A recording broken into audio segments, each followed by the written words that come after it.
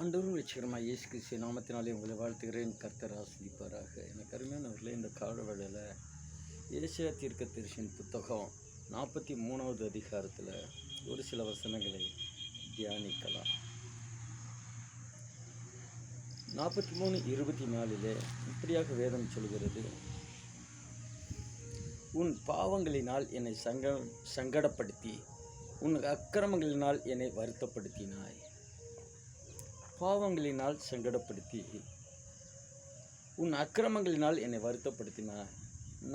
நானே உன் மிருகங்களை என் நிமித்தமாகவே குலைத்து போடுகிறேன், உன் பாவங்களை நினையாமலும் இருப்பேன். எனக்கு அருமையானவர்களே, இந்த நாட்களில் பாவம் பெருகி கொண்டு இருக்கிறது, அக்கிரமம் பெருகி கொண்டு இருக்கிறது. இஸ்ரவேல் ஜனங்களுக்கும் கர்த்தர் வாக்கு பண்ணினபடி அவரை நம்பியிருக்கிற, அவரை சார்ந்திருக்கிறவர்களுக்கு அவர் பாவங்களை நினையாமல் இருக்கிறார். பாவ மன்னிப்பு நிச்சயத்தை பெற்றுக்கொள்ளும்படியாக விரும்புகிறார். பாவம் செய்கிற ஆத்மாவே சாகும் என்று சொல்லப்படுகிறது.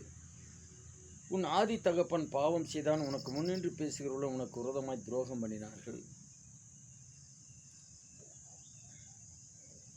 ஆகையால் நான் பரிசுத்த ஸ்தலத்தின் தலைவர்களை பரிசுத்த குலைச்சலாக்கி யாக்கோபை சாபத்துக்கும் சில நிந்தனைக்கும் ஒப்புக் கொடுப்பேன். ஆதி தகப்பன் பாவம் செய்தார், இப்பொழுது இருக்கிறவர்களும் முன்னின்று பேசுகிறோம் கர்த்தருக்கு விரோதமாய் துரோகம் பண்ணினார்கள் என்று சொல்லப்படுகிறது. அவருக்கு விரோதமாக இன்னைக்கு முன்னாடி இருக்கிறவங்க, முன்னணியில் இருக்கிறவர்கள், பிரபலமானவர்கள் கர்த்தருக்கு துரோகம் பண்ணுகிறார்கள் என்று வேதம் சொல்லுகிறது. எனக்கு அருமையானவர்களே, இதையெல்லாம் ஆராய்ந்து பார்த்து கர்த்தருக்கு பிரியமாய் நடப்போமானால் நிச்சயமாக நம்முடைய பாவங்களை நினையாதிருக்கிற நல்ல தெய்வம்.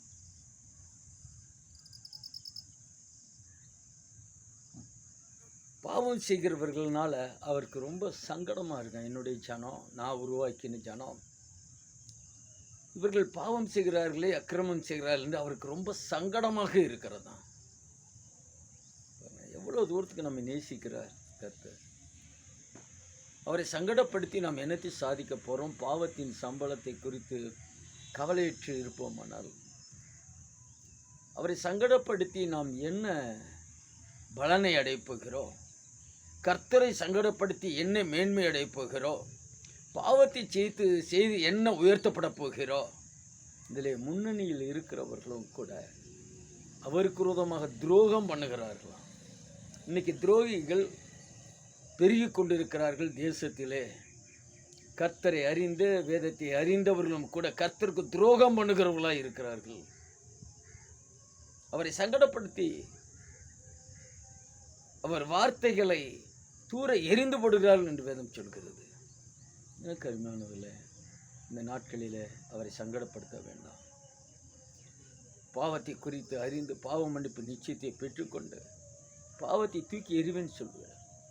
கிழக்குக்கும் மேற்குக்கும் எவ்வளோ தூரமோ அவ்வளோ தூரத்துக்கு பாவத்தை தூக்கி எறிவேன் சொன்ன, பாவத்தை நினையாமல் இருக்கிற அந்த தெய்வத்தை குறித்து அவர் மேல் பற்றுதலாக இருந்து அவரை மேன்மைப்படுத்தி அவர் வந்த நோக்கமாகிய இரட்சிப்பின் அனுபவத்தை பெற்றுக்கொள்ள கர்த்தர் விரும்புகிறார். அவர் வந்த நோக்கம் இரத்தம் சிந்தி ஜீவனை கொடுத்து 3ஆம் நாள் உயிர்த்து மீண்டு வரப்போகிற அந்த நோக்கத்தில் ஒன்றும் குலைத்து போடப்படாதபடி நாம் கர்த்தருக்குள் இருப்போம், கர்த்தரை நம்புவோம், பாவ மன்னிப்பு நிச்சயத்தை பெற்றுக்கொள்வோம். கர்த்தருக்கு விரோதம் துரோகம் பண்ணினதை நினைத்து வருத்தப்பட்டு கர்த்தரிடம் மன்னிப்பு கோருவோம். கர்த்தர் மன்னித்து நம்மை ரட்சிப்பார். கர்த்தர் உங்களை ஆசீர்வதிப்பாராக. ஆமென்.